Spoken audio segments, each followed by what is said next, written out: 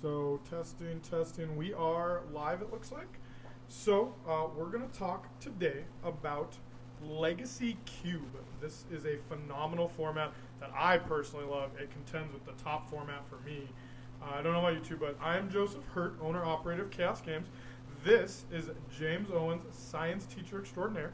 That is Samuel Erickson, Chaos Games pretty much owner and operator. So let's talk about it. What is Legacy Cube? Can I bring up the cube again? You bring up whatever you wish. The cube is like, imagine 360 of the most powerful cards you could think of, or maybe you've heard of or have never gotten a chance to play with across Magic's history, at least in the Legacy format. And you put them all. You can take some modern synergies. You could. Oh, Splinter Twin. Yeah. Well, and that's the other thing too is even if you call it like a modern cube or a legacy cube, there are elements. Those corner cases of even where you're like, well, Oath of the Druids isn't legal in Legacy, but we're gonna put it in this cube. Absolutely. Yeah. Tinker. Tinker, Absolutely. balance. You know, like it's just the best of hits. So essentially, like let me see if this is a good explanation. Instead of having the set core 2020, right? We have the set of Legacy Cube.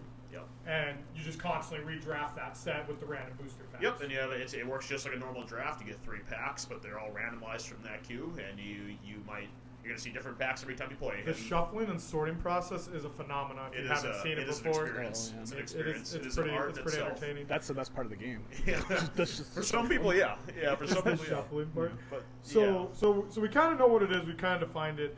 And you'd mentioned earlier, James, you were talking about the 360. Yeah. So we have 360 cards, all one-ofs, right? We don't want duplicates. You could, but I know for a little bit, Tanner specifically was doing 2 Rex Ages because there was just nothing that duplicated the card. Yeah, and he wanted and now we've mono kind of green had cap. like some. Well, what are the other cards? Not like power people, just like from today, you could have like Knight of Autumn and. But the problem with that is now you're losing balance because he wanted to keep it green. Yes. He doesn't want to take from the multicolor section. So you do have to keep that in mind. That was even something in like one of the articles I was reading where it's like, what do you consider Lingering Souls? Do you consider Lingering Souls a white card or is this a multicolored card? It's a white card. But we can get more into that like stuff later. Or it's like Why Maze don't of you Ith. talk about it now? Well, like is Maze of Ith a land or is Maze of Ith a spell? So in turn, you're talking about what category do you put it in? Yeah.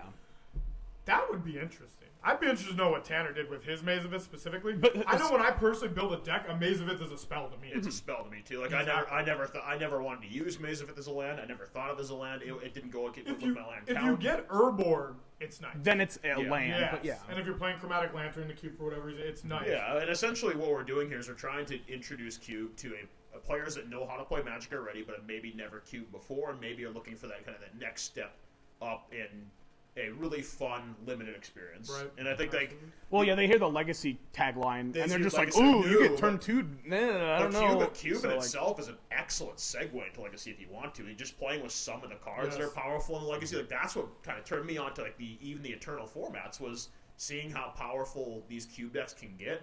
And I think when you talk about a cube, when you have these predetermined cards that are randomized into packs, there are certain decks that you look for in it depends on what kind of cube you have. Like everybody has different people have different cubes. In our former cube here at Chaos Games, there were predetermined decks that were really good and some decks that were kind of fringe, but you never know. But there are certain decks that are just great. Before we hop into specific decks, because you, for a long time, you and Jacob Bach, you guys did not want to play Cube. Yeah. Tanner, Garrett, myself, like we just all kept jamming Cube, and you didn't want to play it. Why?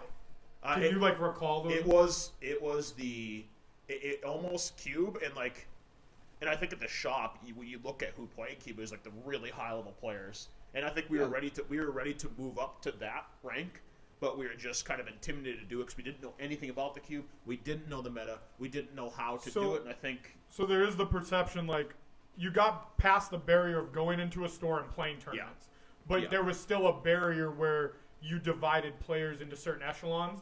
And you were like, I'm not ready to go there. That's kind of what the mentality. And that's what Tanner and I used to say too when we had the same 7 people over and over. We couldn't quite get that 8 like the last year and a half when we had that cube, and we were wondering like, well, we've had so many players come in like express interest, but they see us all. We're the people who keep winning tournaments. We're the people who win FNMs. We're the people who win these modern tournaments. That they look at us as like Garberg, shout out. yeah. We look at these players as the ones Boros who win Charm, Grimlock, everything. Mancer. And why I don't want to come here and get slaughtered because I don't know anything and just leave. It's not going to feel good to pay by $7 or whatever and get destroyed and then. So you think not feel that good about it. mentality still exists? Yeah, and I think Absolutely. like having something like this, you can introduce Cube to others. You're talking about just like the video? Yeah, Yeah, even like absolutely. this, or even if you can even extend that further, and you can Streaming talk live about and stuff how the best way to do it is just do it. Absolutely. That's what got. I know I can't speak for Jacob Bach. For me personally, that's what made me more comfortable. Once I came in here, I found a deck that I kind of liked, and for a while I was forcing that deck, but eventually What deck?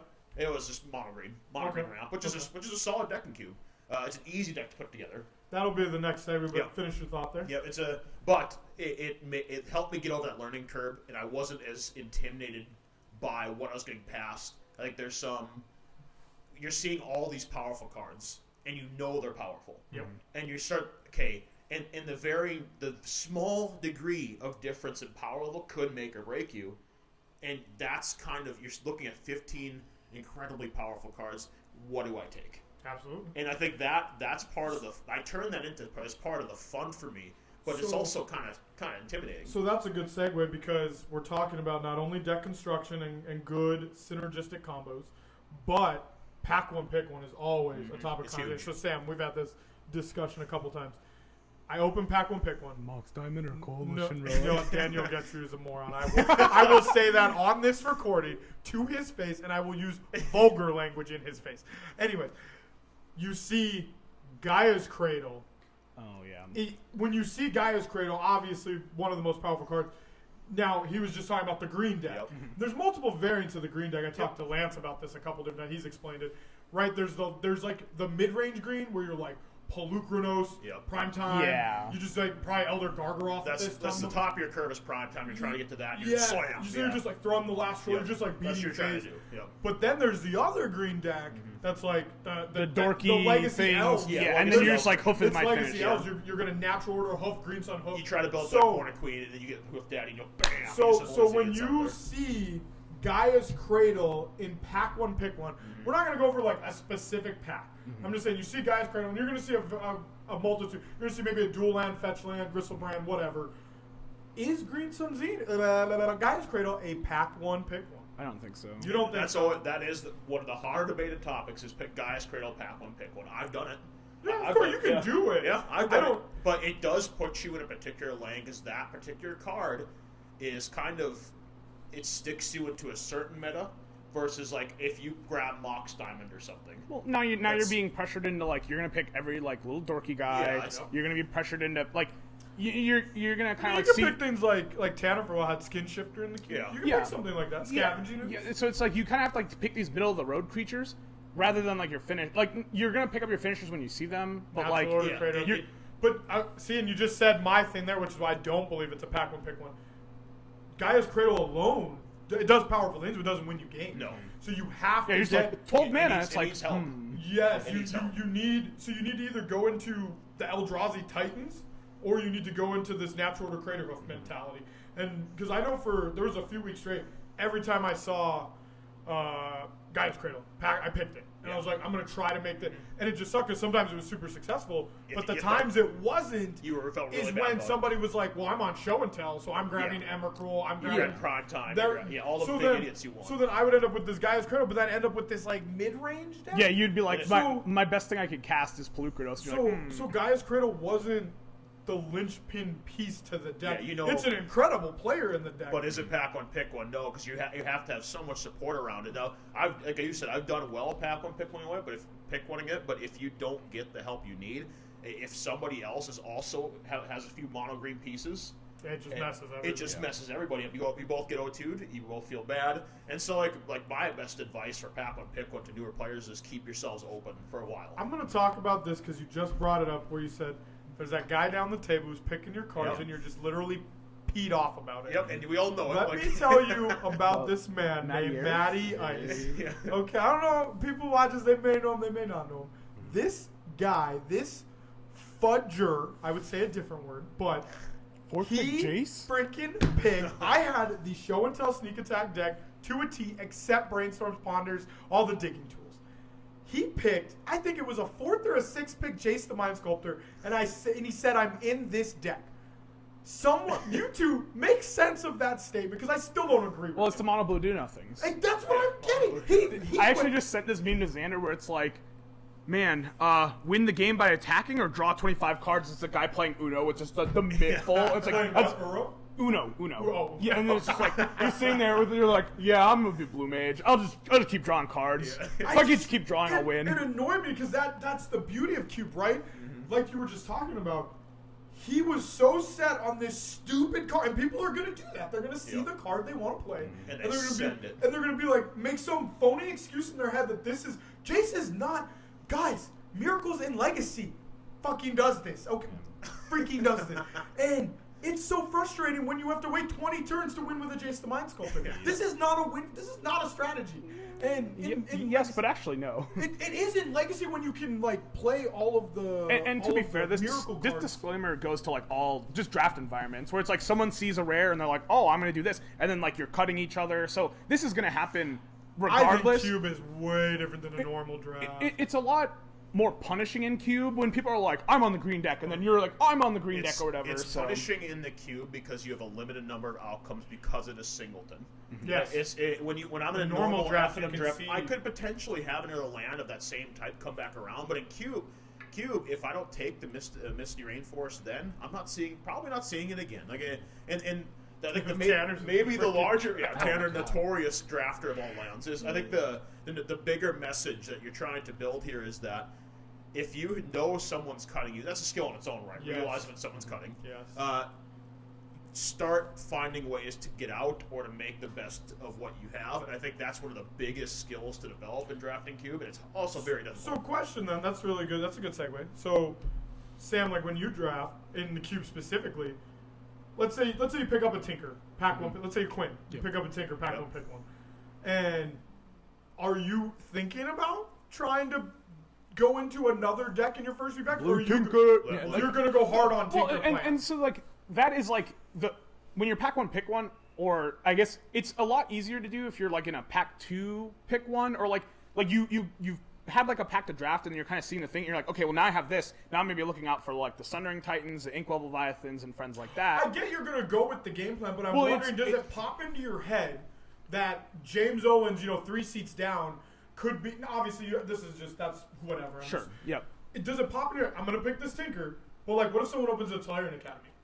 Yeah. Are you thinking about this? For the most part, nope. no. You're just gonna go blind and go hard. Well, and if that's like the thought process, you're just like, oh, this card isn't legal or anything, slam it. Like, Obviously, whatever. I get the concept of, all right, I got Tinker, pack one, pick one. Next pack's Inkwell Leviathan. Well, this is easy. Next Yeah. pack's a Signet. Oh, this is easy. But I'm not asking that. What I'm asking is, I get when the card presents itself, you're just going to take it. Mm-hmm. But let's say you get to a pack and there's like an iffy card. Well, so and then that was one thing. I know I struggled a lot with like trying to pick lands and stuff because they don't look flashy. It's weird because a lot of You're just talking about multicolor lands and stuff? Yeah, That's just what I'm talking like about. fixing Let's- lands and let's- well, so prime example, you get Tinker, your Yeah. next pack comes, you see an Underground Sea, and let's go with a Cryptic Command. Yeah. Yeah. You see an Underground Sea and a Cryptic Command. You're just like, well, I and already maybe picked the like blue card. I'm gonna and maybe like a Remand. Yeah. What are you picking?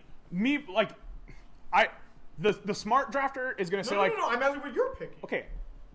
Ideally, you want to pick the Underground Sea, but a lot of people are going to be like, well, I already picked a blue card, so I'm going to be pressured into picking another blue What card. are you picking? It depends. I I'm don't, taking the C. That's Yeah. what it is. It's like Everything else is irrelevant to you. I'm saying you pick Tinker pack one.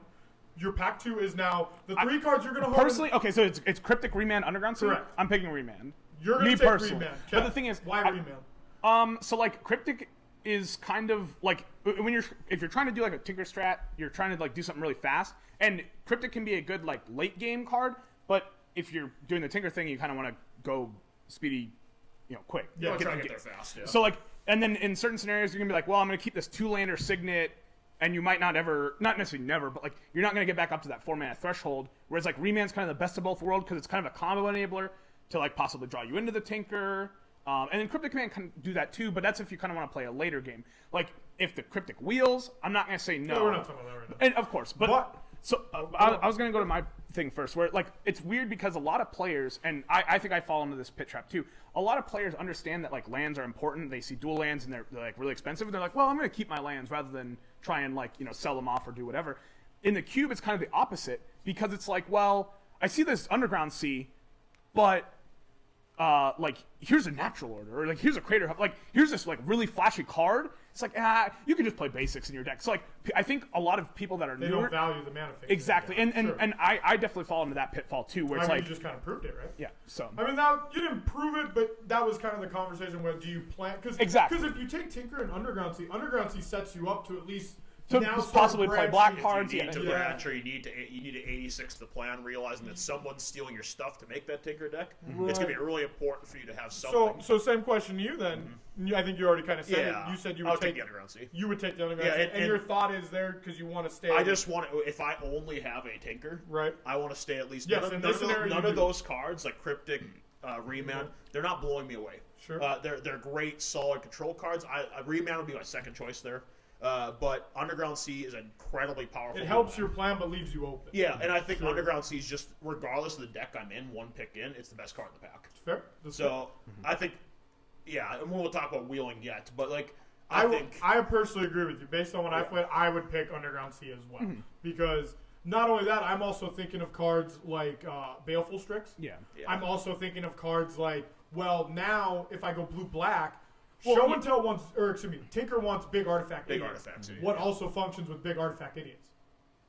Reanimator. Reanimator, yeah. So now if I go black-blue, I have this concept of like, well, now I can get, what is that guy Tanner plays, the Waterfront Bouncer guy?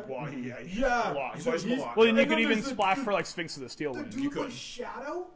Is Oh, so the Looter Core. Yep. Yeah, that that guy's. guy. It's so goofy because like that card sees, and this is kind of the same thing where it's like, well, there's kind of like some cards that are on the Legacy ban list, but then like cards that never show up in Legacy but are in the That's Legacy. one of them. Looter Core, you've never heard of this card, good. and but it's like So the good. like That's- just Reanimator, random the beater. combos Yep. are- And that's You're another just thing that digging. happens in Cube is that you see some cards that don't see a lot of play that all of a sudden become super powerful. Like I personally, when I first started Cube, really undervalued Baleful Strix. Yeah. Until I saw it in action, like 1/1 flying Death Touch draw card. That's pretty good, right?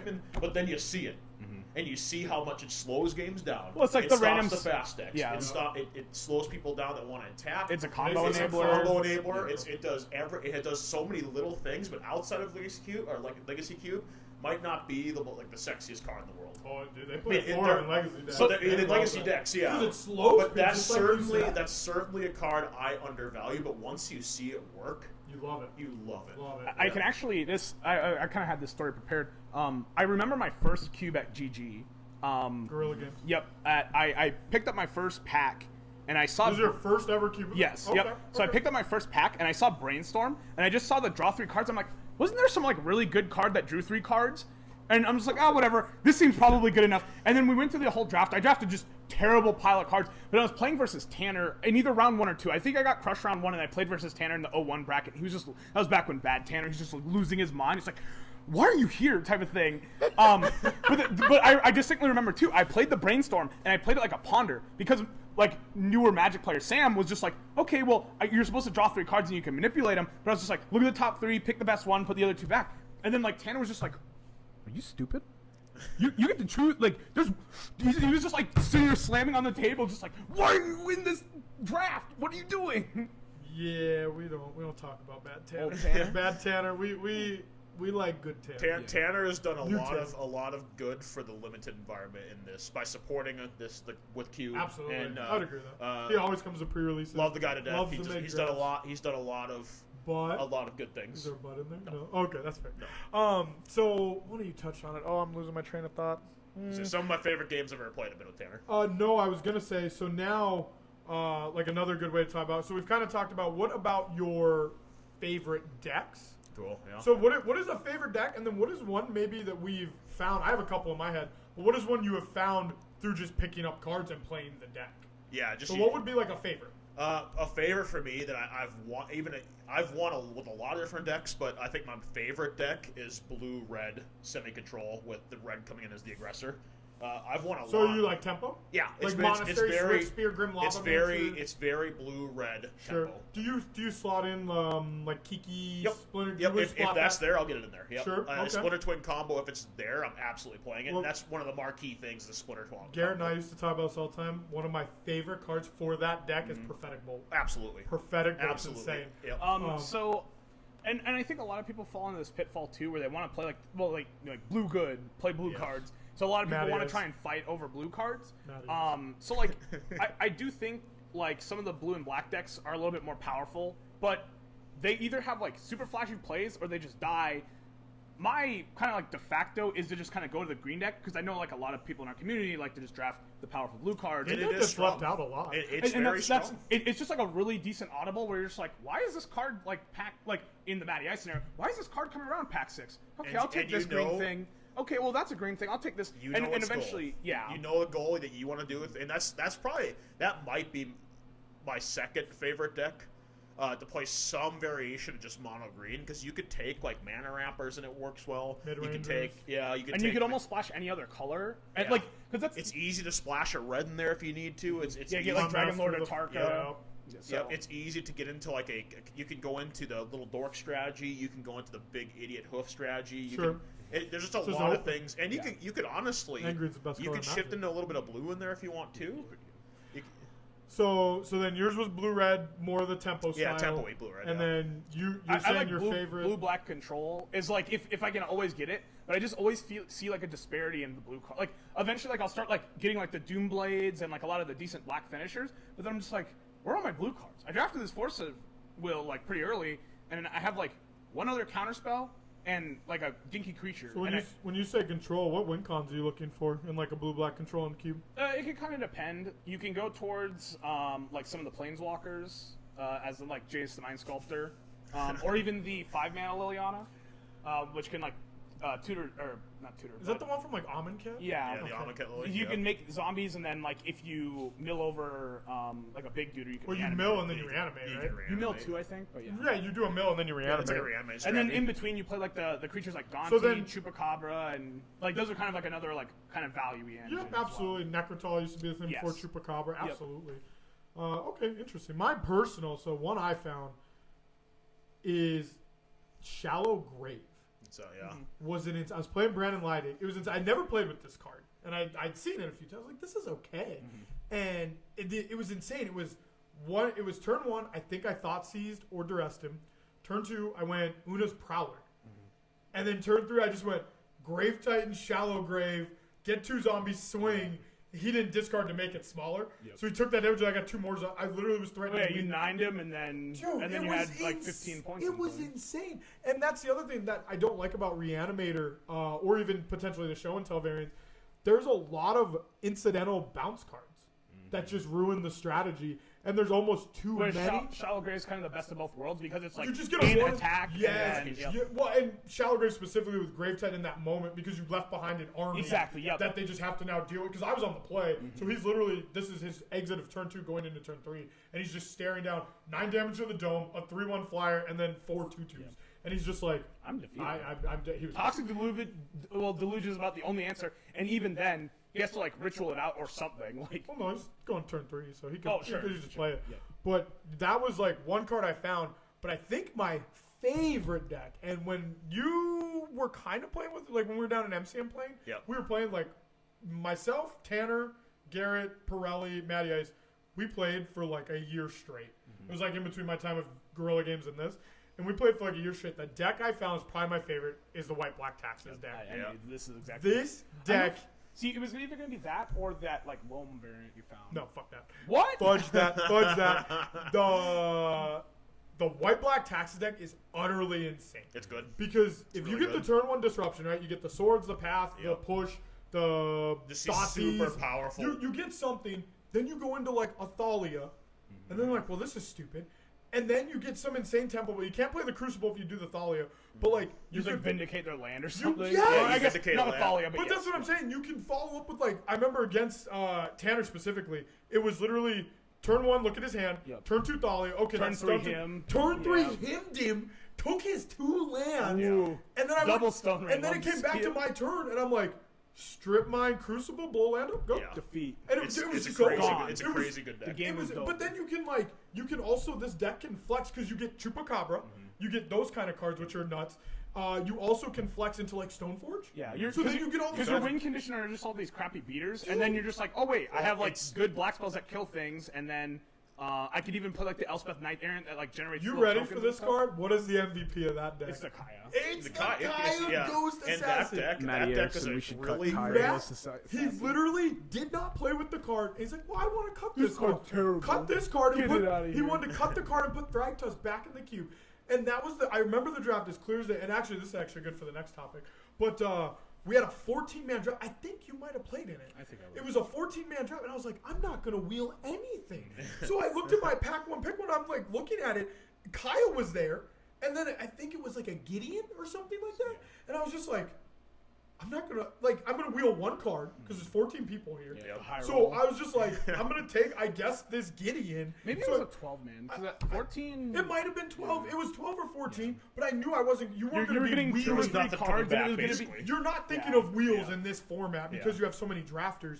Yeah, So you're I'm getting like, like well, I'm gonna take the 14. Gideon, and the Kaya came back, and that was the first time I'm like, I'm gonna give this deck a go. And dude, I didn't lose a single Well, game. that deck does a And really Strip Mine great. Crucible's really good in that deck. That deck does a really great job of utilizing cards that are undervalued by other decks. Stormfront So Pegasus. what you're doing with that deck, yeah, that would be one of them. Dude, yeah, that I would be- told- meme I where told someone's Tanner like, to here's a bounty of like Stormfront Pegasus. I Or, like, told Tanner to cut that card, and he's like, dude, it's really good for the tempo, like the red white. Or Yep. the mono weenie, Well, you or look- even the black. you look It's- at it and you're like, it's a why is Delver- this in the queue? It's a Delver-esque card. Yeah. It's literally Delver. You put it on, and even if you don't have the equipment, you're just like if you can like slowly, like you said, vindicate a land, vindicate a permanent, something like It that, adds up. Council's Judgment, something, and adds you're up. just like two, Yep. and you eventually get to a point they're like, well, I'm at 6 life. Exactly. I have one guy on board that can't block this crappy 2/1 pig that's yeah. flying. And then all your cards are so broken, and you're just like, oh, well, I don't want to kill this 2/1. It's so bad. Like, But going back to Kaya, it's insane because she does down tick, which is the negative. But if you're against the burn deck, she's not very good. Well, I shouldn't say that because She can gave you life. She can drain and gain to give the life, but they're gonna. yeah, she's gonna get you're one gonna activation, kill her. she's gonna die. And Yes, then, they're so gonna- like, she kind of gains like 5-ish. Because but- she prevents the damage, right? But like, it's insane against any of the other controllers. She's like, well, you lose a card, I'm gonna draw a card, and you just you can don't. like keep resetting your Stoneforge Oh Mystic my and stuff. gosh, Yeah. dude, it's absolutely bonkers. That Is it guy- any permanent only creatures that she resets? I would have to look up for sure. I'm not entirely sure. To be Yeah, it's honest with just like people, and what makes that deck is people undervalue the really powerful white removal early. Well, it's kind of like the funny. Well, it's not funny, but like people are like white bad, white card Yeah, bad. no, it's and very even on the good. same thing where it's like, well, blue cards are just so broken, so why wouldn't I just always play blue cards? Yep. So it's like, well, then you're getting into like, well, I kind of got to play with like similar to that green discussion where it's like, all the good cards are already going, so I'm gonna go to the next best thing, which might be green. Yep. But then even like further down that line, you're like, well, So it's- I can splash some decent black removal spells, and I can play a lot of the white beaters, and that'll get me. It's there. up to one target creature. Oh, it is one. Yep, I was yep. gonna say you can reset your batter skull and be like, but So it's one target creature, and then if each opponent loses 2, you gain 2, and she only goes to 4. Mm-hmm. So that's insane too, because you can't just bolt her now. I thought she could reset herself and get more loyalty. Yeah, you exile because you exile her and the creature. Exactly. Oh, that's, Yeah, that's the that's ability what to it is. exile Yeah. Kaya Resets and the us, yeah. creature. But then if each opponent loses 2, you gain 2, gain 2. and then each opponent discards and you draw, and that's the -2. That's pretty cool. And it's just like you look at that card to me was the underground CDU in that first draft. Like I looked at that card, and I was like, If this comes back, I'll pick it. But like, that's literally what the first. Now I see that, and I'm just like. I want this. I want this. I want Cinco. I want him to turn. That deck is insane. But once If you realize how good Kaya is, it does get picked a little higher than it used to. Like we even saw that with Tanner's Cube, how Kaya's like average draft position was probably, if we were to metric it somehow, it was. Well, I know it was JD rising. for a while was all JD was over all that over it, deck. yeah, all over Kaya. That was- was like his thing. Kaya Yeah. was his card. He was all over that deck for a little bit. So Like we talked about some. Those are all really great decks we talked about, but there's also quite a few. Like, what do you think is the most underrated cube deck that you played with? black, white, taxes. Well, there's also that black-red mid-range deck that I know Black-red? that Garrett likes a Yep. lot. Garrett likes that deck a lot. It's like Garrett- the Rakdos Return, Duretti, Sure. like kind of Super Frenzy thing. Duretti from Conspiracy, Yeah. right? Yeah. Sure. Yeah, I mean, I don't mind that at all because what you're trying to. Are you beating with like Grave Titan on your top end? Yeah, it's almost like Probably. it's almost like the blue control decks, but instead like you obviously get all like Hate the their good, hand, mind twist them. Yeah, exactly, stuff like absolutely. that. And then Still you're have just to like- win. I guess you could use like Rabble Master. Yep, you use just like really efficient threats, and then your planeswalker. Use It's almost efficient like threats. Dragon Stompy in Oh, man. cube without like the instead of having the prison elements, you Well, you have are still a control deck. yeah, in you the have end, the so kill like spells. but Gate so, like, command's insane. you are still soft-ish to the creature decks and like the burn decks and stuff. So. What do you Yeah. mean softish? Because if Well, you have like, a lot so of removal, you have all the removal, but then like if the burn deck's like cool, I got in for like 6 points with my Goblin Guide, and I'm just gonna like blah blah blah get you. let's talk about that deck specifically because like Yeah, Donnie. this is the one that no one wants to talk about. Like Donnie- the de facto best deck, and that was actually in the article where it's like balancing red is terrible. Is hard. because you're just like, well, what are the good red cards? Lightning Bolt, Fiery Volcanic Heart, Confluence. So like. There's all these dumb burn spells, and it just leads to the most unfun cube deck. You'll win every time with Every it, but time. you're It's just very miserable effective because you're like attack, bolt you, kill your planeswalker, attack, bolt, attack, think- fire blast, you're dead. Well, Like, and that's where like when you're building your deck in the cube, right? Whether you're in pack 2, pick 7, pick pack 3, you have to kind of. That's one thing I figured out in the black white tax deck. Dahlia is great at slowing them down. If you get the Batter Skull plays with the Stoneforge, you're good too. Yeah. You have a couple other options for life gain options, but also underrated cards against those decks are like the like. I don't even know if it's in the cube. I know Wall of Blossoming, but like Wall of Omens. Yeah. Those kind of creatures. Yep. Like if you see them, It's a I button. think he had Seagate Oracle for a while in the cube. Yeah. Just like as the blue deck, you're like, okay, I'm gonna put this down, replace itself. But then now I have a chump block that can either stop Goblin Guide in its tracks. these yeah, and then might- it does other things. You can blanket. Yeah. And those so- might end up being like these guys with the bigger butts that stop red might be Yeah. sideboard cards, honestly, for a But while. you have to think But you about have to pick, think about it. And that's the question. When you're on like pick 7, right? You have these cards come across. You see, let's say you're in that blue red deck like Yep. you're talking about. Let's say you see like a Seagate and you see the remand again. Yep. What do you think? Are you thinking about the red aggro Well, deck at all? if I You're am, siphoning from it in that scenario. I'm taking from it, but I also don't want to. I don't want to take something to hurt somebody else. That's also not going to up my chances to win. Like when I get to pick 7 and 8, 7 through 10, let's say. Sure. When I get to those picks, like which of these cards puts me in the best position to win a match? That's fair. Is what I look at. So if I see that remand come back around, and if like say we're still in that Tinker deck somehow, Well, like I'm taking the remand. 100% I've of the time. been drafting a lot of Kaldheim on Arena Okay, recently, yeah. and like there's like this goofy like 6-mana 3/6 or whatever, and it's just like a generic white creature. But like if I see one of those early, I'm like this card just keeps coming around, so I'll just wait and pick those up later. It's a lot different. Legacy Cube, but like knowing when you can and can't wheel stuff Yeah. is just even a whole nother discussion. Yeah, it's Like, another discussion. But like when you picks 1 through 5, I'm wanting cards that I want to be playable in my deck. Hopefully, ideally, I'm not about the hate draft life usually. Like, and what that means is you take a card just to hurt somebody else. I was gonna say I actually was just typing some notes here. Not that early anyway. I'll do it, but Let's talk about that. When I first started cube drafting, and I was terrible at it. I'll be the first to admit it. I was terrible. This was like mono green modern stuff. No, you pick Brainstorm because it says draw 3 cards. Yeah. I hate drafted way too much. Yeah. So is there a winning strategy where you hate draft? Let's say I'm playing Reanimator. So there's a winning strategy in the sense where you're like, oh man, this pack has opposition. You're like, I didn't want to play opposition, but I'm not just gonna give someone else a pick 2 opposition, so I'm taking it, and then it to an extent. So you're saying pick 2. What did you pick 1 in that scenario? Just I'm saying like more of like if you open your pack 1 and you're just like, here's opposition. Here we go. Okay. Go back to the earlier. You picked Tinker pack 1, pick Okay. 1. Your pick 2 was Underground Sea, Remand Cryptic. Let's say opposition was in there. So and that's the thing where you're just like, like I see this card now, and if you don't enjoy playing versus that card, you can hate draft it, and then you can sort of like, well, I'll just lock it away so no one else gets it. But then Would kinda you pushes, do that in that scenario? It, What does it me, depend me on? personally, I don't care. I'm not. So gonna you say someone play opposition. Yeah. Okay. Like it's all like person dependent. It's kind of like those like PTSD stories where it's like, dude, I played versus my buddy 10 years ago that So- had opposition. And it's just like So ruined my life. then is this even a real concept, or is it just kind of like a boogeyman we all have? it's both. I think Okay. it can be a real concept, but if we're putting ourselves in a situation where it's that early, pack 1, pick 2, Right. then I'm leaving. You're not I'm worried about it. I don't care. I'd Sure. rather take a card later that both defeats the strength of opposition, but also helps me other places Dude, too. enchantments are hard to deal with. They're hard to deal with, but but depends on what color I'm in. If I'm That's in very Tinker, true. I can get a blue counter spell. You know, Very I can deal with that, and it give me flexibility later in the match.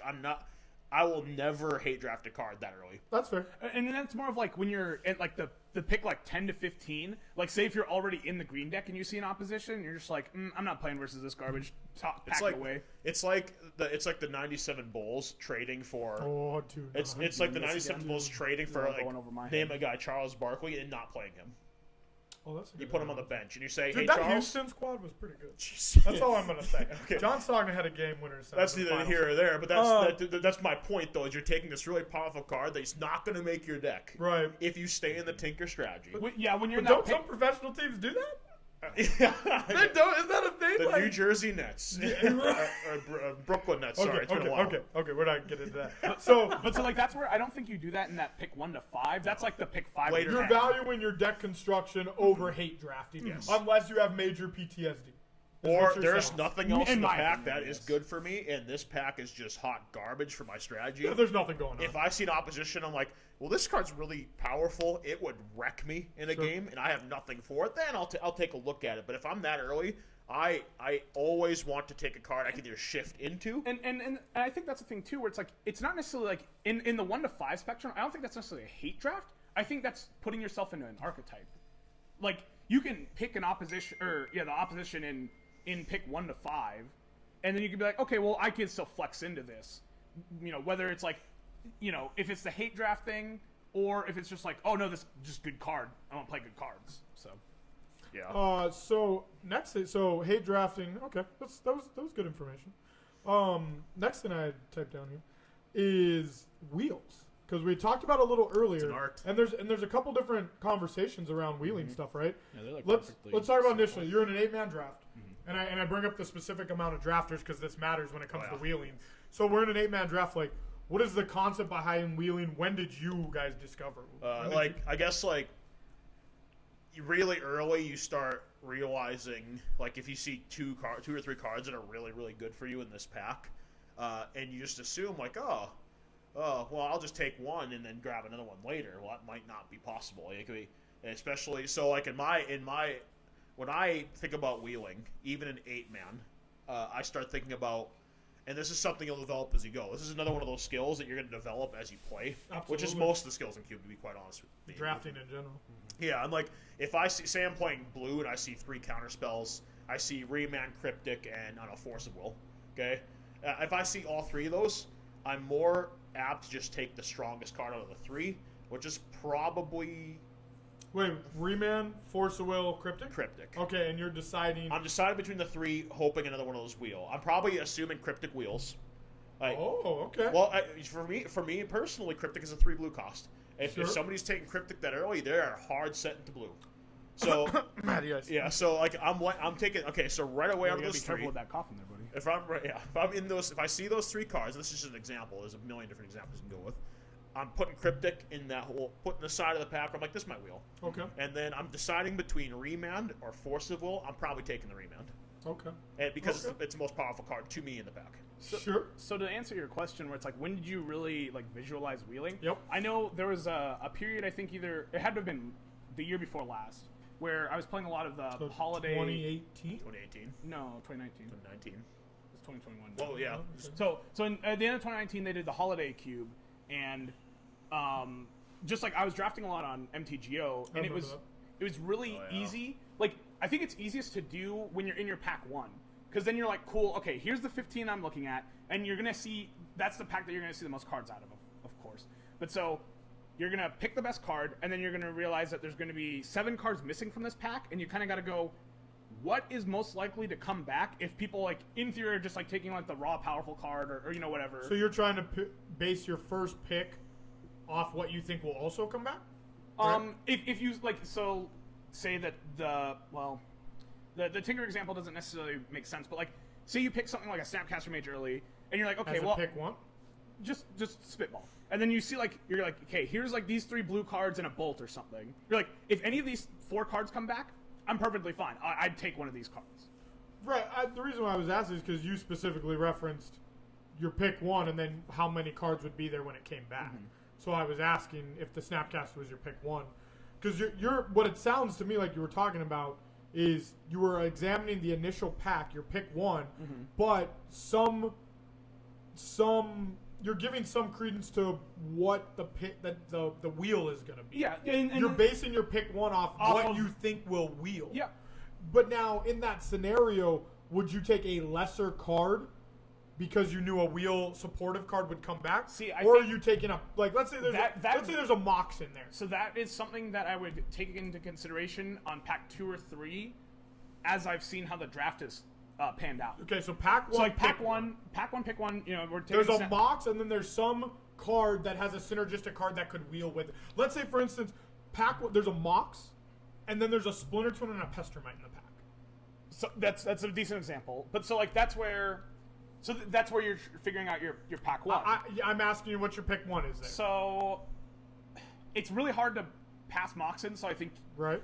and that But was you're one- also passing the combo then. exactly. But Unless so your Dan Getry passes And that's the box thing. all As soon time. as the combo's live, right? Certain people know it's live. If he opens it up, Exactly, and then someone he else- doesn't take anything, he passes it to me. Now we're the only two right now Exactly, that now- know this combo's Yep, live. so I pass it to him. He picks a Splinter Twin, and then you see a Pestermite, and like in theory, it could go Mox, Splinter Twin, Pestermite, and then he's just like, oh man, I can't wait for the Pestermite to come back, Yeah. and you're like, oh man, I can't wait to see if a Kiki. So would that be a thing? So that's actually a really good example. So in that scenario, let's say, did you take the Mox? Yeah, Mox, Twin, Pestermite. No, I wouldn't take as that. an example just- for it's people an who example. don't No, I'm know. not gonna For take people who don't know, Splinter Twin Pestermite is an So the, infinite combo. so the thing, yes, it is. So the thing is too is when I'm doing these, I'm gonna put little cards. Oh, on okay. them. Yeah, That's it's what gonna you be do. really, it's gonna be a really Alright. cool video. Behind the scenes editing. Yeah, dude, I can learn. So in that instance, you said even though you know the combo's live, you're going to still take the power of the Mox, leave the combo. Correct. Yeah, I would do that too. So now, So I guess- you would take the Mox and leave the combo. Two questions. One, is this Mox Diamond, or is this like Mox Moxen? Any Mox. Does any Mox? Then I'm taking the Mox. If they're in the Insert if whatever they're in the you same want. pack, Because I'm taking the Mox. that was an interesting line from that article where it was like, well, the problem with Vintage Cube is like you're so hard pressed to take the power card, Yeah. then you are losing out on those like weird interactions where it's like, well, I could take this card that's not power, but then then you're just giving the next guy power. Like he opens Lotus, and then I pack some Mox, and he's just like, cool, okay, I'm just That's gonna what start picking Storm that's cards. what I found I've loved about Legacy Cube way more than I do Vintage Cube. Is just like in Vintage Cube I feel so like channeled towards a Mox that Yeah, your pack Legacy one, pick Cube one is Conversation already. coming. Yeah, Legacy Cube I feel a lot more. The difference between Vintage and Legacy is basically you're Black putting Lotus. You're putting Power 9 into the cube at that point, and we've tried that a few times with Tanner before, and which it's fine. It's a flavor of the month thing. Yeah, Where it's it's- like after you've been playing like 20 cubes in a row, and you're like, Yeah. maybe some Vintage will do for a week, and then you're just like, okay, that was fun, that was fun for 30 for a seconds. second, but if I don't get a Mox, I'm gonna get my butt handed to me by somebody who Jake does. Pearson, I know you will probably watch this. You are the reason I do not want to play Vintage Cube. You specific. I'll look at the camera. You good. specifically Did you passing a Black Lotus. Did you just say that out loud? No. Yeah, he passed. There's a he famous passed- story. He Yep. passed a Lotus to Tanner. And Tanner's Yep. like, "I won the cube, guys. Yep. Good for you." Anyways, But so that's no- the issue. We're like, in theory, the Mox is going to pressure you into picking just the power Mox and whatever, even if it's Mox Diamond. So this segues back to a conversation we just had, right? You pick the Mox. That's fine. We determined that. You see Splinter Twin Pestermite. and Pestermite. Yep. Are you? And then obviously some more powerful cards in the Yep. pack. Is there a So consideration to take? we're assuming that Sam has taken the Mox, and I'm not. Sam looking, took the Mox. Okay, You're I'm not looking at the 14 rest. cards. You're looking at 40. I don't have the rest of them, obviously. Let's say there's some dual lands, fetch lands. Generally, so at that, I'm the second guy getting the pack, right? Correct. Okay. So generally, I don't take a combo if its pieces are presented in one pack. Really? Yeah, like I just never think it's gonna wheel back to me. Right. So Yeah, I mean, okay. in this case, depending on what was up back there, I might take the Splinter Twin. But So let's say, okay, I thank you for that. That's a Yeah. really good angle on that. Because that's just a blanket statement, right? So if you see Thespian Stage Dark Depths, you'll just Yeah. stay away from it. because here's my thought process. Right. I guess it's the same either way. Because if I take one of those two pieces, somebody looks at that Pestermite and says the combo could be there, steals it. Correct. Correct. Whereas Sam and I are the only. But remember, there's still you're 14 cards though, so there's still a lot more ammunition. there in the pack. are, So but at the same time, Sam also knows that both those cards are the that same. so pack. that was the. Is And- this and- a moment yes. you would hate draft? That would be a spot where If it wheeled back I would around fear you the hate and you draft. saw Splinter Twin was Me- gone, but Pestermite was still there. Me personally, no. So you would just pass it. I right. would fear the You hate would draft. know somebody has it, and you would just be like, I can beat this. So combo. and then there's like a bunch of ifs, of course. Of course, yeah. Um, That's why I'm just at. This goes to the hate draft conversation. I'm saying you pick the Mox. Obviously, your draft's going to develop as more cards come. But I'm specifically asking on the wheel now, Yeah. which is what we're talking about, wheels. Yep. On the wheel, you see. That is, I don't think that's something that I'm like. Yes, But it maybe is by something the you time have it to gets keep. back to you, there's not many cards left from that pack. You might take that Pestermite saying like, oh, at There's least still we almost half the pack left. we're assuming 8-man cube. Yes, Okay, then absolutely. yeah, they could. Yeah, Well, but, yes. So I but think, if I'm getting the even pick 2, I'm really afraid of that down the line further. Like if I'm down the line further and I see 3 or 4 people have seen that combo sitting there, then I'm like, this thing's dead. Well, but you're not going to know that, right? Well, the 3 people before me will.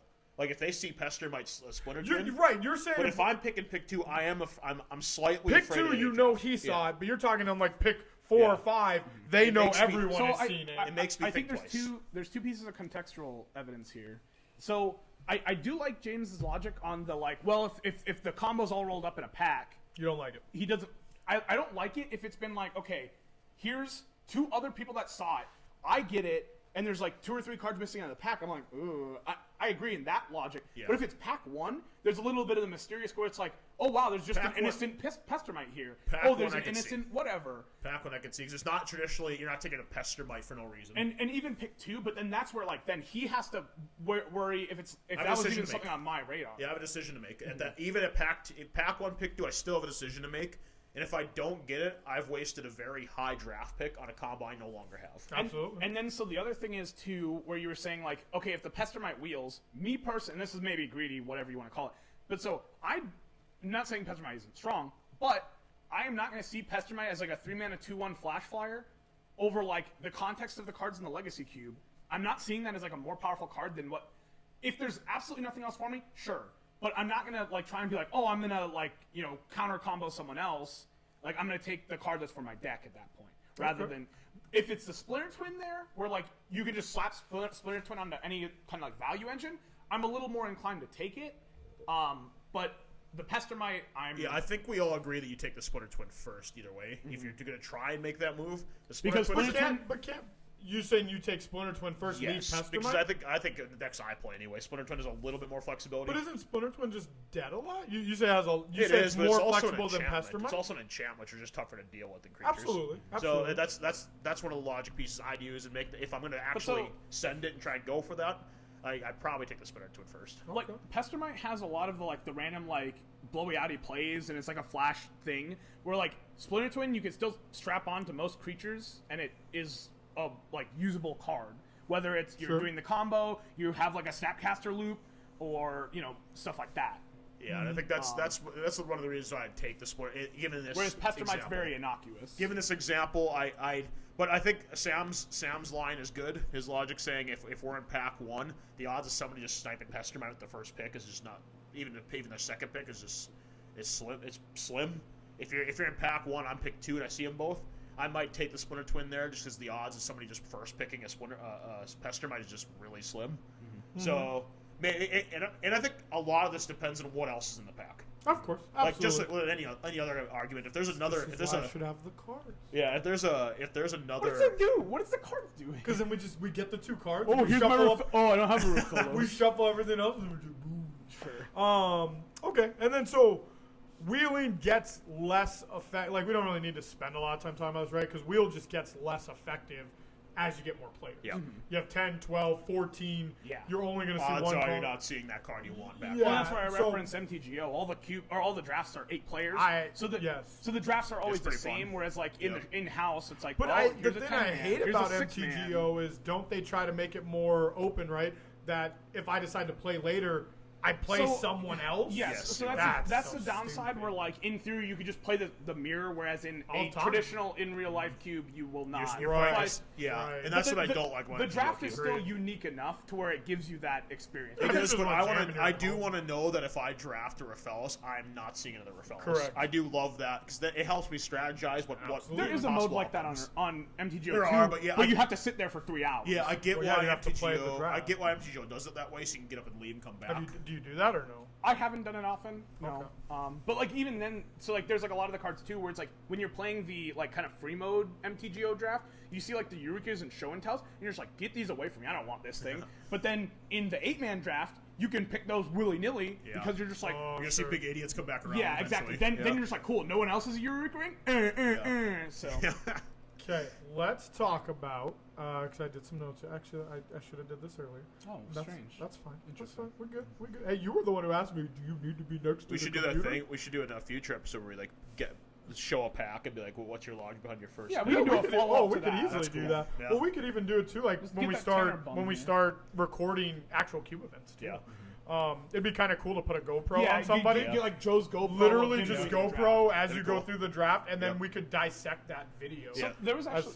No, go on. No, there you go. I mean, mine- if we could record it live and somebody like there's two people in like another room. Well, like, we assessing it as- gentlemen are at the 49-minute mark, so I don't think we're done here. we're Yeah, done. it's a I pretty. don't think we're done here. I mean, No, we no, could- we I could go had a on couple forever. more. I'm just. We can go I on forever. was These just cube is updating. I was just updating. cube is rich. Let's. I put on here because this was a great conversation. Most powerful card in a legacy cube. Obviously, you need to know the cube content. Yep. But there's like obviously candidates that are good, but also This is a hot topic. Not power related. Not power- And generally in a legacy no cube, you're not. Moxen, no Yeah. like band cards. No Soul Ring, no Mana Crib. Like the vintage cards, imagine those are gone. Just stay in the legacy That's the same land. thing. Like if Tolarian Academy is in the Yeah, cube, it'll be in. you can count that or no? Oh, that'd be in a legacy cube easily. But that's the thing. Are you excluding that from this conversation or Not okay. at all. No. I'm excluding the vintage. I'm excluding. Essentially, the line stops at Library of Alexandria. Like Library of Alexandria is not in power. Yeah. So But isn't like, that Tolarian Academy though? Like, hey man, that's walks why I'm the asking line. you the question. I'm saying pretty much the Power 9, except probably Time Twister. You could probably leave Time that Twister, in. yeah. You could leave that in. It's the famous Um, question is Time Twister in the cube. And you leave Time Twister in this conversation. Okay. Take out the other power. Take out Soul Ring. Take out Mana Crit. okay. Yeah. Those are the only limits. The stupid cards. That's what I'll limit right now, unless you name one that I forgot. Yeah, so we're gonna disagree on this, Gary. Like, you could maybe like take Channel out. You Okay. take something You like could. that out. Tanner doesn't play channel, does he? no, I don't know. You'd have to ask him. no, it's like yeah. I hate that card's really annoying. It is annoying. So yeah. So what do you think? So my personal pick is gonna be Mind Twist. I think. Mind Twist. Interesting. Okay. Interesting. Mind Any Twist- reasons? Just like being able to like go like, you know, and this is of course like with the fast mana and stuff. We're excluding the fast mana, but like if you get something like land, Thoughtseize, turn 2, Grimmonth, whatever, and you just twist their hand away, and then you have so much time to do stuff. That's in Magical Crystal Land, of course, but also like Mind Twist can just have many different modes throughout the game where it's like, cool, discard your whole hand, discard 3. Yeah, Garrett Schofield uses that effectively enough where I can see that line because he has wrecked me with my. I would say a runner-up, and this is not necessarily just like a testament mainly to just like being a strong card, but this is in Magical Christmas Land where nothing goes wrong. Is Raphaelos, Okay. the double mana. Yeah. It's a very That's powerful I think is gonna be my runner-up, but I think that one is So more. Mind Twist for fellows. Yep. Sure. What are your thoughts? we're allowing library as card, or we Absolutely. Okay, that's my would be library, and I think a lot of people would. No, keep going. No, I'll I do my actually- take because I actually I actually have I library. know here. I know library is one of like the hotly contested. It's not powerful. It's powerful cards. Okay. For me, So and you're the decks saying I like to library? play. Yeah, and for me, the decks I like to play. And keep this in mind. This is I'm asking this because if you get this in pack one, pick one, you're picking this no matter what. Yeah, That's kind of how you have. Yeah, I mean that's kind of how you yeah. have to do it. If we're gonna do that, then I think Mox Diamond is in the conversation. Well, you gotta So- fix something, yeah. James. So what are you doing here? I think I'm still going library. So you're doing library. What's Yeah. your runner up? Probably Mox Diamond. Okay, so library Mox Diamond. Yeah. What'd you say? I would only flip those slightly where it's like if I either see like No. This is pack one, pick that's one. what I'm saying. With that context, I will probably more often pick Raphaelos over I will Mind So over Mind Twist. Raphaelos is your pick then. But I think Mind Twist is overall a stronger card. I more lean towards playing green than I do towards playing Sure, black. understandable. So that's Okay, my only okay. caveat there. So we'll talk about library. Yeah, Alexandria. I we'll knew- talk. I knew- We'll talk I was about this waiting card. for the reaction as soon as I said. We will talk about this Yep. card. I personally believe, dude. We've had so many This is, conversations. it's just him, right? with, You like him? dude, I honestly, Mox Diamond's a great contender. Him's a great contender. Strip Mine's an incredible contender. is, yeah. I honestly have changed my mind so many times on this. I talked to Papa Showers about this a lot. Back then, he talked about cards Pack Rat and Jitte. Pack Rat's up on my list. He talked Pack about Rat's up on my Jitte and list. Pack Rat. And at first, I didn't agree with it, and then it's like if Then they you just- watch it kill you, and you're just If like, you no. don't have Yeah. a board wipe, and it doesn't Like, matter what you draw. Like JD, Did always, you get 3 JD and I lands? used to make the joke all the time, but we'd seriously do it. If we saw a pack one, pick one. If we're Pack Rat, we're taking it. It's just like so, and maybe that's cube dependent, right? How many board wipes are in the cube Yeah. and things of that nature. For sure, but you can't deny its power. But yeah, if I had to label it down, and once again, this is going to go to me and my favorite deck, I will probably pick Strip Mine or him as my most powerful card. Him is I like him in the same mind as Mind Twist. It doesn't have the late game power, but the When you cast it on impact- turn 2. the impact on turn 2, or if Moxes are in the cube, it's a powerful if card. you like Mox Diamond into this thing, and you're just like, and you just the randomness is so dumb because if you So- just hit 2 lands, I just double Strip Mine you, and you just The one thing I would say, I think Strip Mine has a lot more applications in Vintage Cube, where there's a lot more fast mana and stuff, and I think. Strip Mine has more applications than Vintage Cube. Well, so Okay. like they're going to be. I would think the opposite, right? Well, okay, so they're going to be hitting the same targets, but like I think it is way easier to get Strip Mine locks faster in Vintage Cube rather than Legacy Cube. It's still going to be a phenomenal card either way, but I think like the decks where you're going to like just infinite Strip Mine lock them happen way more in Vintage Cube over Legacy Cube. Okay. So that's where I would say it gets a lot more mileage, and then plus you're gonna keep like a lot of hands off the back of like 2 lands Mox Ruby, and you're like, well, if I don't draw another land, I don't mind, and then you're just gonna get Strip Mine. You're just like, this is less good. So Okay. Let's talk about Library of Let's do Alexandria. it. Let's have this conversation. So you mean Jeweled Lotus? I That card is Jeweled Lotus. yeah, I would agree. If you draw When that card on it's- turn 1, your deck looks broken. You're drawing 17 extra Yeah. cards. You're like, wow. And then you realize my odds of drawing it right away are not Yeah, you're just so like, great. toxic to lose one time, and but you draw you can make library. that. You can make that argument in a lot of different ways, in a lot of But different for a lot of different cards. But that card is useless once you drain your hand. But, like, it's a colorless, crappy But land. that you have to ask though is the pro of potentially drawing it outweighing the risk? And for me, that's yes. As a No. person that likes to play a lot of tempo, Hate that when I card. draw that card, See- you're not going to beat me.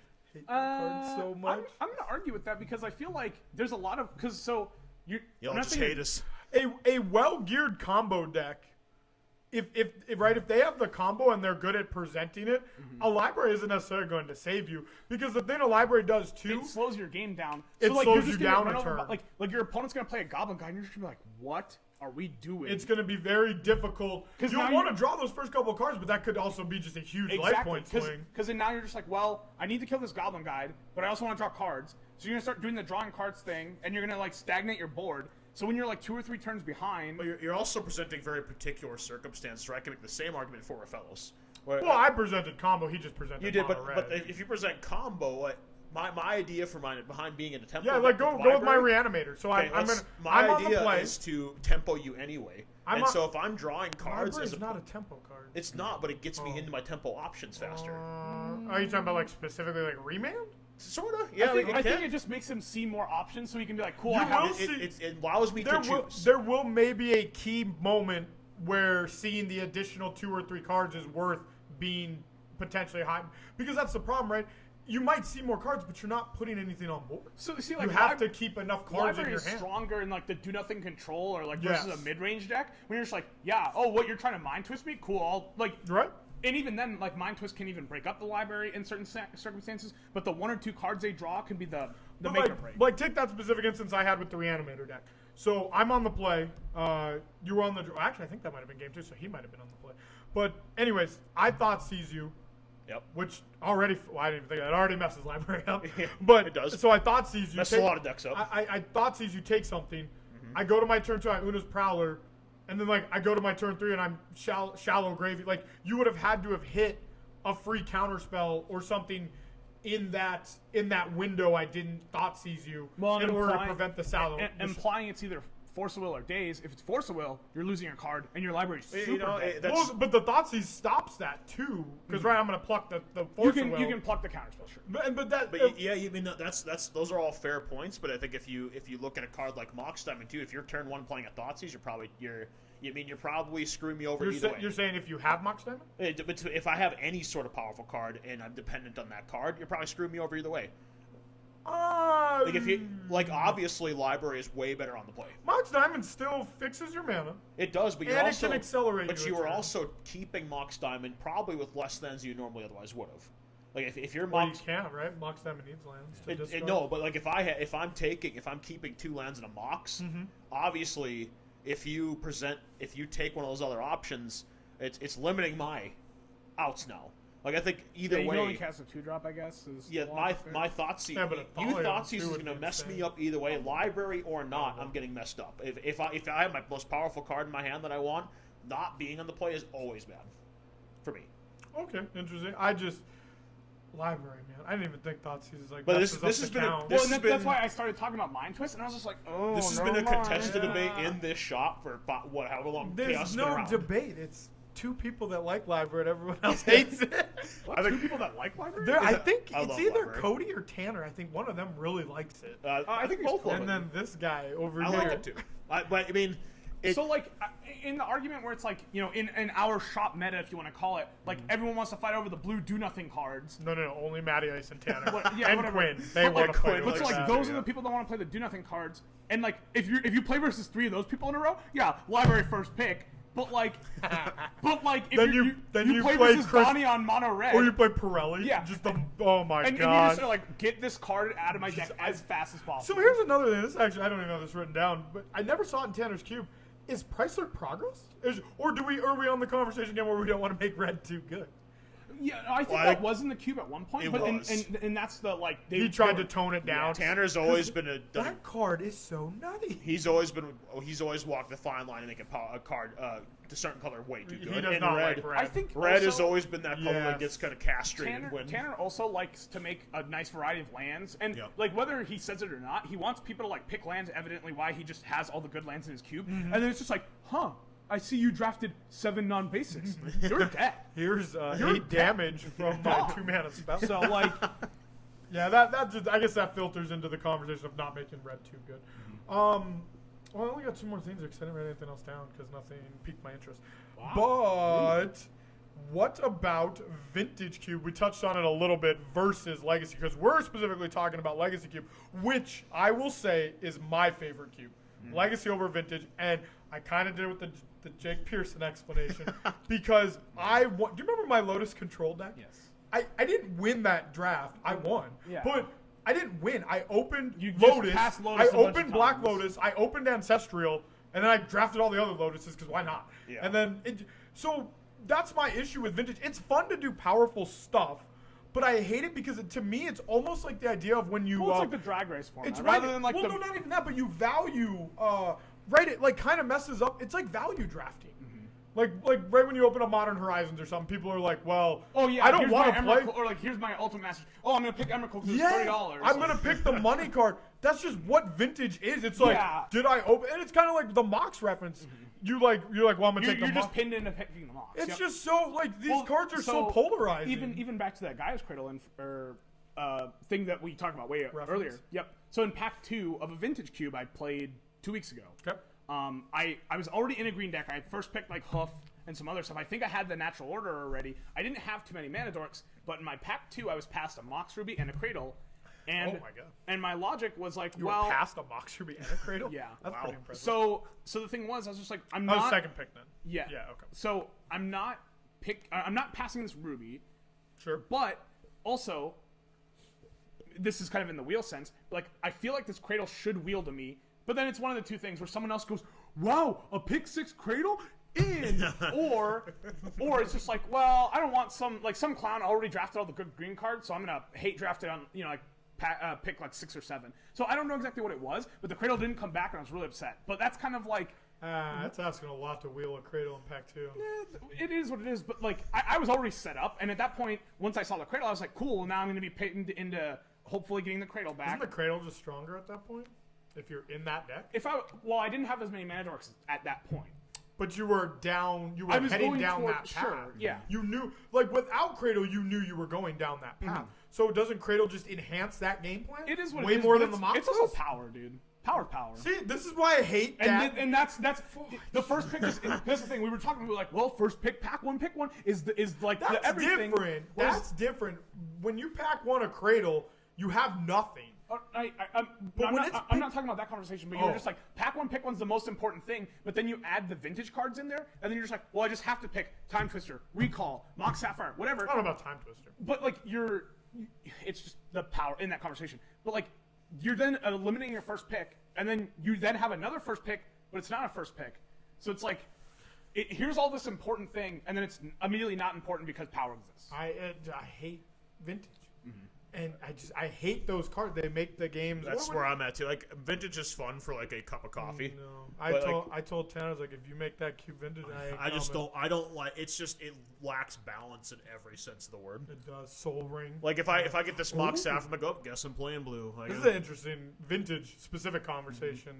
Pack one, pick one. Lotus, Soul Ring. Thorn. Soul Ring. Why? What's the reasoning? It's just really freaking Do you want a fast. forever mana, Lotus, forever. or do you want? Yeah, it's forever. So you want like one it for Lotus? the consistency. of Yes, mana. it's consistent. Lotus is one and done. I mean, I guess it depends on what kind of deck I'm playing. Now too, but at the peak, right? Let's say you're getting the most advantage out of the card. Lotus is better. Yeah. Lotus is So better. I was actually gonna objectively Lotus is better. Because like Garrett talked about the one who went turn one cough. Yeah. And then just Yeah. There was actually something I was going to reference because based on the most recent MTGO cube. So the first one I did was a green draft, and the second one I did was like What do you mean? It's just all green cards? I played the green Oh, draft you're saying and you I built the 3-0'd. green deck. Gotcha, The gotcha. second one I played. Ooh, 3-0.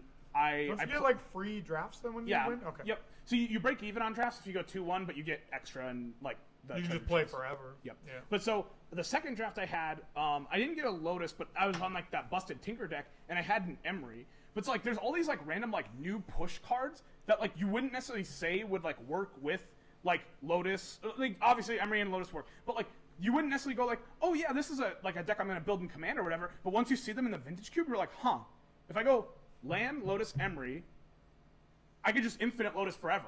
And then in that scenario, then you're like, Lotus, give me Lotus. I would like Lotus. But then That's like, gross. it's the same thing with a lot of like the newer, like they're not necessarily Storm cards, but like LED is in the cube, and then you're like, oh, this works with LED or whatever. Like there's the Bergie Horn or whatever, the Ruby Storm enabler, and then even the Underworld Breach. Where like You're saying they work because all the cards are exiled, not in your hand, therefore you don't discard them. well, one way, so Underworld Breach gives all your cards escape. Right. But then, like, even there's an infinite combo with, like, Lotus and Wheel of Fortune. Yep. If you play Underworld Breach, then you go Lotus, Wheel of Fortune, draw 7, or not the Lotus, sorry, the LED. Yep. Then you LED, you discard your hand, you then refund the cards for the escape cards, and as long as your opponent has less cards than you, they die first. Well, maybe you draw, if you both, whatever. But, I don't remember, but Ensure you know how Mike and Trike work before playing it.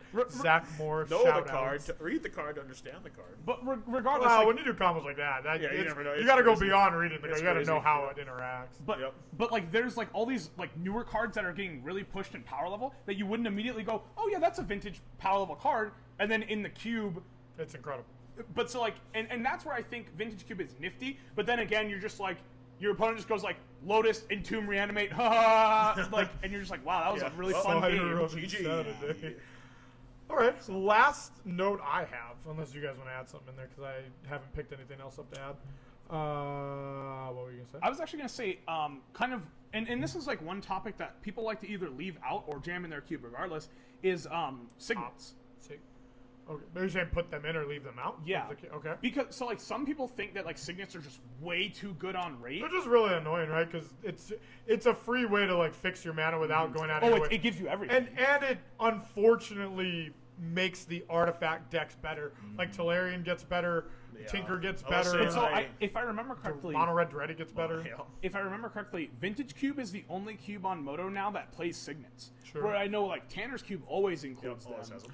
So I think you have to gauge it, right? You have to. If I'm just playing the signets and that's my only way to mana fix, I might be okay with that. But then if you start like, well, we're gonna have Mox Diamond, we're gonna have Coalition, you Relic, have like all the busted lands we're, and stuff. we're gonna like you have to start dialing that back because now you're just making the artifact decks better. Yep. And it's not necessarily like Soul Ring fast mana, but it's fast Still mana very consistent. in Very good. decks that like not very necessarily good. don't deserve it, but like that you'd be like, oh, I'm playing the like I don't think it's good in the black white taxes deck. But you're like, okay, I'm playing versus this black white deck. His curve should go like 2, 3, 4, and then you're like Signet. It's like I'm gonna slam Big Gideon, then I'm gonna slam Big Elspeth, and then I'm gonna Sure. slam like so.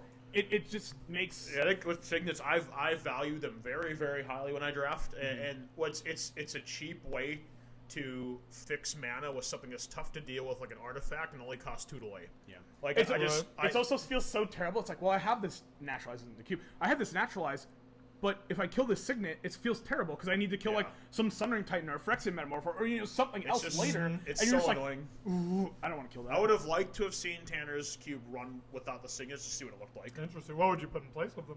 You know, that's a great question. I don't have a ready answer, but like I would like to see how it ran without it. Price of progress. But so that's kind of like a conversation where like a lot of people are like, yeah, Signet's good, and of course everyone knows that Signets are busted, but there are a few people that are just like, I just don't put him in my queue because it just makes it too good. Yep. So. That's just very wildly.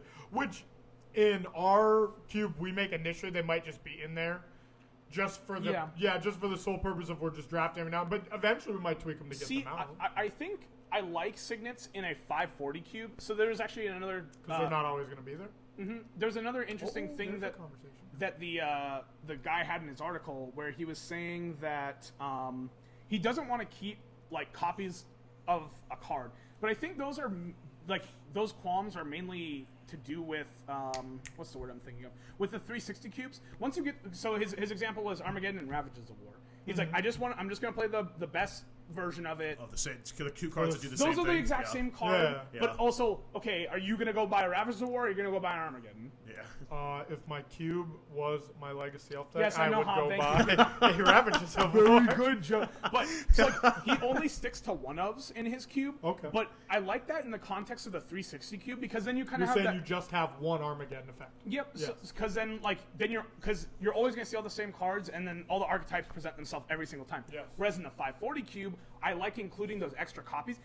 I think this was kind of a terrible take on his part, but he was also saying that he only had one of each planes. Like he had like one good Liliana Planeswalker, one good Jace Planeswalker, one good. I think you run into the issue the core cube kind of ran into, where if you don't limit yourself, you're just gonna end up putting a lot of walkers in the deck, and if you don't have a lot of ways to deal with the walkers, they're just gonna be overbearing. I agree with that, but so I think there's two reasons why you can play more in the Legacy cubes. Your cards are just better on rate, so like Planeswalkers can still. Even though your cards are better, you're still not killing Planeswalkers. Yep, you can still. They still will take over the game. I'm not saying put 40 Planeswalkers in your cube, but like he was just like, I have one.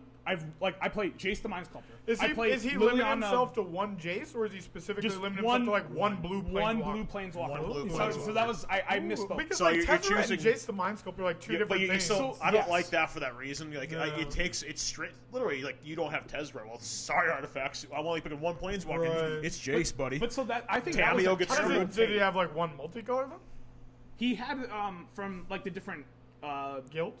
yeah So like what for- color. So he would have a I don't like Kaya that. and a Ready. This article was also I think from around 2015. So Okay. some of these didn't exist then. these- So like yeah. We don't refer to anything pre-Rona time. I just think I don't yeah, like that because before like times, my it bad. affects Before too many times. different metas. Like the tempo decks lose Tameo, the blue decks lose whatever Jace. Insert this Jace here. Yeah. The artifacts just lose Tezzeret, which is a pretty good component to have.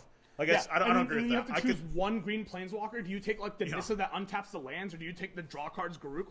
Like you're just pigeonholing yourself, which I think is terrible. Yeah. I agree you can't I just think go. you can get more in for sure.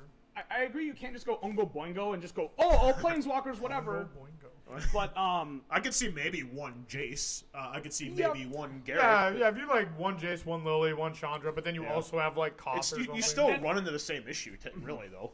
Like Is it- there's a lot of these planeswalkers that have the same name and do different things, like that are no, very no. vital. well, yeah, not it's wrong. like the Tezzeret the Seeker. Torch of Defiance versus like Awaken Inferno. very they're very different cards.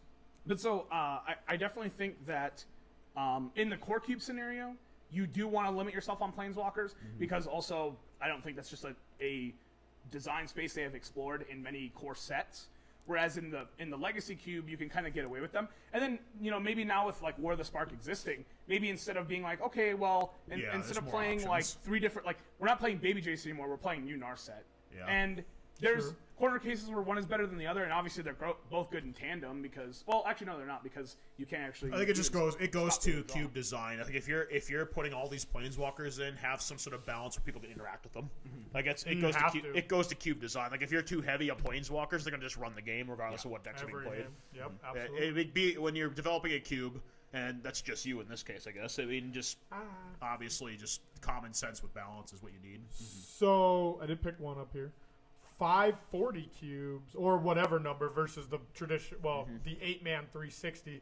the math works out there, right? Everyone gets You can play 15 12. packs per Yeah, you card. pay You 12 get 3 people. packs if you math it out. 360s for 8. 540s meant for what? 12. 12. Yeah. And the reasoning behind 540 is you still want to run 8-mans, right? But you want the draft to be almost extremely different each Yep. and every time. Well, and that's where like even wheeling gets way harder because it is. even Well, if, you don't like, know what's going to You be don't know there. what's going to so be say there. say we have that same And pack and this we're, is where I would have your mindset.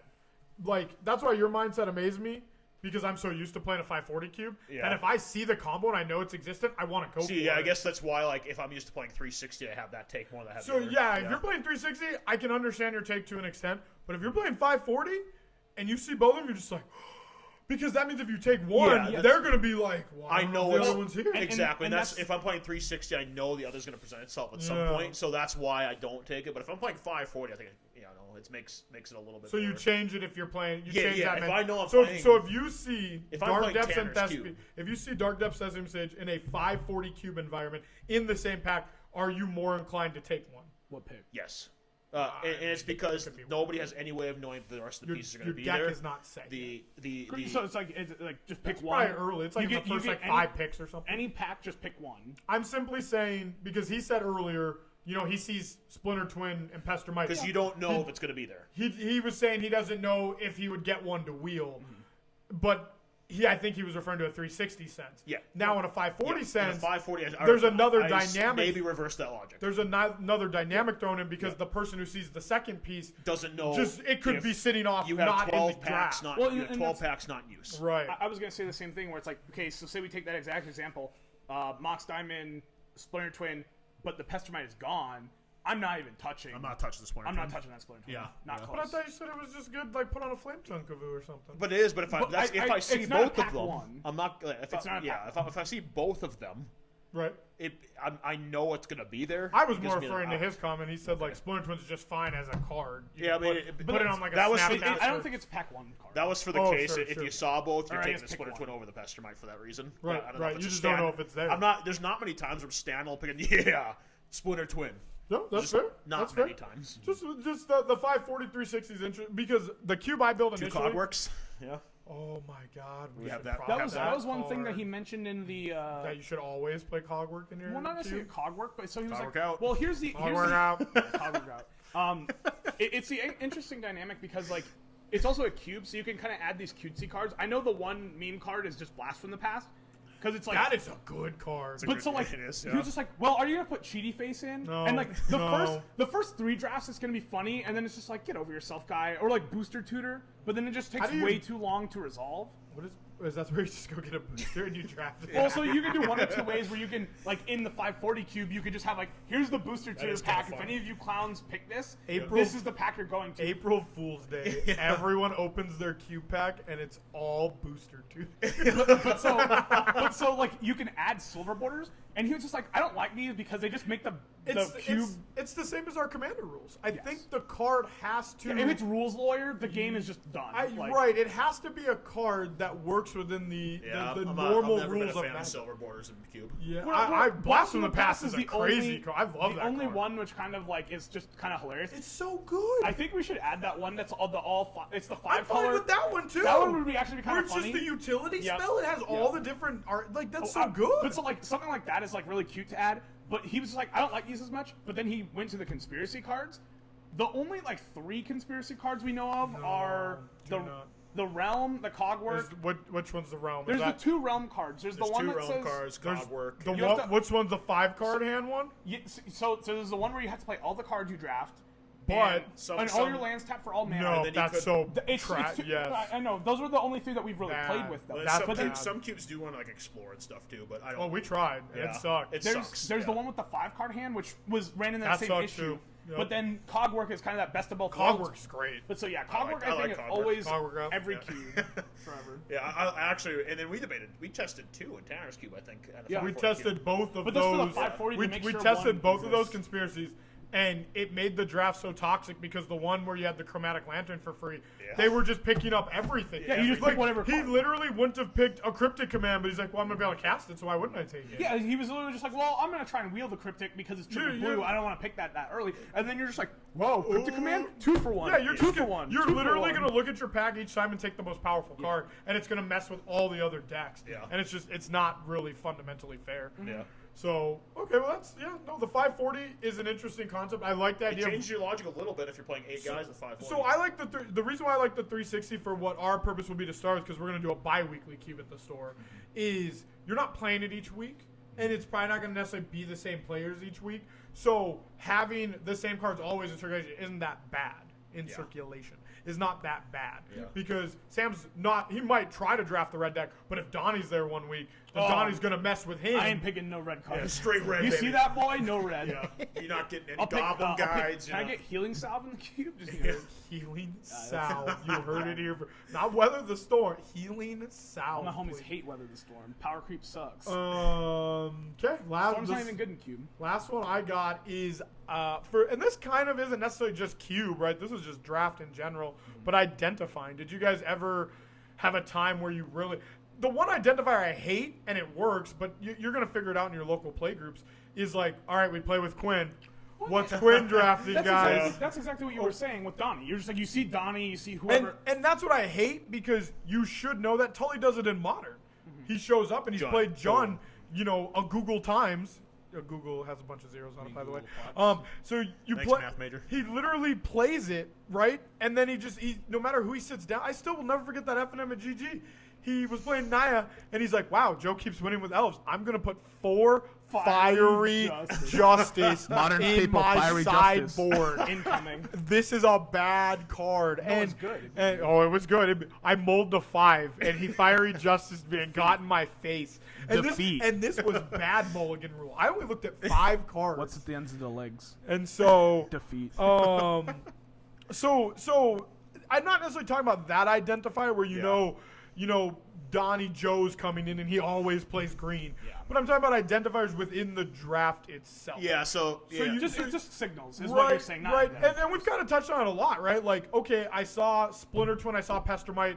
Let's say you took Splinter Twin. Yeah. If you wheel it around and you see Pestermite's gone, Yeah. now you're going to assume one or two things. Someone's got like a flying blue tempo strategy. Or someone opening a Kinky G key. Or the other piece could be live, potentially. And this is perhaps the hardest skill to develop, and because for me anyway, it was one of the toughest things to develop because you had to start understanding the whole meta. And I Sure. think this could Yep. be one of the most intimidating things about a cube. Absolutely. Is And knowing, this is where knowing the cube list is valuable. yeah, and that's why like when I first started, Tanner like gave me the link to. And you were like, why are you doing this? Yeah, Tanner gave me the link to look at all the cards. I'm really glad I did that. Sure. Because I was able to. You see a card and you're like, oh, there's a card that like also- okay, if this card, I started to develop. Okay, if this card, you have to study it a little bit. Like if this card's Oh, yeah. gone, obviously means You mean something. like a pseudo hit list of like. Yeah, you start looking at cards, potential I outs, just dove in, man. He gave me that list. and He's that's like, mainly what I did too. He was I like, looked yeah, at it. put this up on the Guerrilla Games Facebook page. And I was like, this. But like you're What not is it's he like talking about? anything in Magic, you're not going to learn unless you just do it. Yes, like, you just need to play. Man. you're gonna have all of us have had O2 drop nights. Like it's gonna happen in Cube. It's I gonna play it happen. out. I like playing. This Oh, is yeah. I one like thing I was going to kind of mention earlier. I know Unless I'm running the store. for a while we wanted to kind of do that like tutor thing where like we would get like an 8 Yes. of like a bunch of inexperienced people. Yep. It's like here's Tanner, like Tanner Tanner's will gonna be with mentor her- so and so, Yes. James is gonna Yep. mentor so and so. And you could do it with. You don't necessarily need 8 I on think 8. 4 is like the Yes, easiest. you could have Yeah. 2 people assigned to 2. You have 1 person assigned to 2 drafters. I could get would enough students to love fill. do the cube mentoring, and it'd be Yeah. great with like Logan, Kale, and all them. I know you originally were Yes. just like I want to do it with the crackhead high school kids, but Whoa, like whoa, just PG. you really we were way past PG-13. You have dropped two F-bombs. Two bucko. very bad words. I don't know what the they're talking host. about. I'm the editor. Of I this. can get at least 3 or 4 students like for that kind of thing. That would be legit. Yeah. And that'd be like a great concept, not only for like the store, but for community and just for the Yep, Magic just a little bit of community in general. outreach. But It's yeah, a cheap just event to play. the identifying is very difficult. I think it's a great skill though that also translates to normal drafts as well. Well, and I that think can be a overall whole it just other gets you better at conversation. Magic. Cube gets you like Cube. I credit Cube because like I got into Modern a couple years ago and I got pretty good at it. Like I started getting pretty good at it, Darby? and I credit Cube for allowing me to understand Yes. deck construction, Absolutely. and to learn to understand. I didn't take that. Like I was always a Looking- decent Magic player, but I didn't take that step forward that I wanted to take until I got good at Cube. Sure. And then I've had a 3-year stretch where I've won a lot of events, but I completely credit Cube for that. Like That's learning awesome. how to understand metas, learning how to understand deck building, learning how to understand balance. Like I learned all that at Cube. Absolutely. I think this is going to be more relevant to like our more of a Commander community, but I think it can teach you Advantage a lot better than Commander can, because you're sitting Can there teach with you what? Advantage, just like random advantages, like where you have like mana. I mean, obvious mana advantage, but like mana advantage, card advantage, what cards you have to like know you need to fight over or whatever. Whereas like in Commander, you just Dark Ritual your Necropotence, and you're like, ha, infinite cards forever. But then Thank you, Nathan Trump. But so like when you do that, you're just like, ha, I don't care about cards. I just keep drawing. Pay one, draw card, draw card. But then like you're like, okay, well my opponent just like presented this combo and I have this Force of Will. But do I need the cards? Do I not? Like, do I need the cards? Or do I need to not die? Whereas like Cube will, or on the opposite, they're gonna like play a Ponder, and you're gonna be like, oh, Force of Will as soon as possible, and you're gonna be like, oh wait, well now I don't have any cards, I can't cast anything. I'm just gonna sit here with like. A lot of newer players will just realize that like Force of Will is a card that people talk about and is very powerful, and they're gonna just try and jam it as soon as possible. Whereas eventually they'll be like, maybe I need to When you wait. say jam it, are you saying put it in the deck or play it? Play it. Okay. Just like they're gonna have it in their hand, or be like, oh man, it's free. I can just do whatever I want. Absolutely. But so they're gonna use it on something that doesn't matter, and then in the late game, they're gonna get beat by like someone slamming a Jason. They're like, It's kind of just like threat assessment, right? Yeah, Your threat assessment gets really good. And that's where I say like advantage, where there can be mana advantage, there's the card discrepancy advantage, there's the life total, whatever advantage you need to levy. I think Cube is better than in Commander because everything's all skewed. Your deck size is way bigger. Play Soul Ring. Your life, your life. play Turn one Mana Soul Rings Crypt. easy. Yeah. Jewel Lotus. Soul Ring. Shout Say out. good, I've never done this before. So like when you're always going from games like that, and then now you're Toning it down. it's just way. Your Soul Ring is now a Llanowar elf, and you're just like, interesting. I'm in green. That's fair. Good. Yeah, the identifying then is a real thing. I think it's a really good thing for normal drafts, but that can be a whole nother. Yeah, it's a conversation. skill you'll definitely learn in Cube. I think it's also a decent skill. bridge. Well, speaking of bridge, do you guys have any other topics regarding Legacy Cube that you would want to No, discuss? just don't fear it. Go for it. And Well, especially that's an ending message. if we can just jam. if you can. James Owens is on the ending message here. Yeah, I'm people. gonna transition from your transition. That's fair. Okay, so yeah, Legacy Cube. That's our goal. We're gonna start doing it once I get this Legacy collection fully go. I know in Fargo, like Caleb started one up. Obviously, they do it on Moto, and yeah, just kind of our good hot takes, if you will, on it. We got nothing else. I am Joseph Hurd, owner operator Chaos Games. This is James Owens. Science Teacher. Six. There Yep. we go. Master degree. This guy's Yeah, intelligent. master's degree. Samuel Erickson, fake owner operator of Chaos Games. Have a chaotic day. Thank you guys for tuning in. This is our first video. Please give us some feedback. Talk to me, talk to Samuel, send some messages to the Facebook page. We're going to be doing more, and we're going to have some fun doing them. Thank you very much.